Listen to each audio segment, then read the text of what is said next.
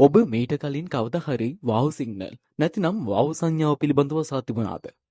මේ වාව් සංඥාව ප්‍රථමයෙන්ම නිරීක්ෂණය වන්නේ 1977 අගෝස්තු 15 වන දින ඇමරිකා එක්සත් ජනපදයේ.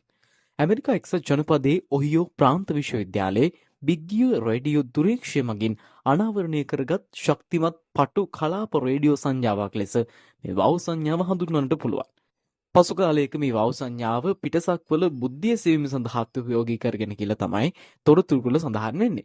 ඒ වගේම මේ සංඥාවට වාව් යන නම තැබීම සම්බන්ධයෙන් බඳුණු සවිශේෂී කතාවක් තමයි එක් දිනක් තාරකා විද්‍යාඥ ජෙරි ආර් අහමන් විසින් පටිගත කරන ලද දත්ත සමාලෝචනය කරමින් සිටියදී මේ සංඥාවේ විෂමතාව සොයා ගැනීමට සමත් වෙලා තියෙනවා.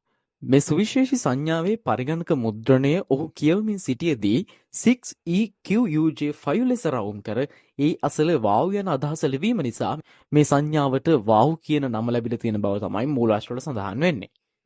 අවසාන කරුණු විදියට ස්වභාවිකව සහ මිනිසා විසින් සාදන ලද ප්‍රභවයන් ඇතුළුව විමෝචනයේ ආරම්භය පිළිබඳ උපකල්පන කිහිපයක් ඉදිරිපත් කළ තිබුණත් තවමත් කිසිදු උපකල්පනයක් තහවුරු කළ නැහැ.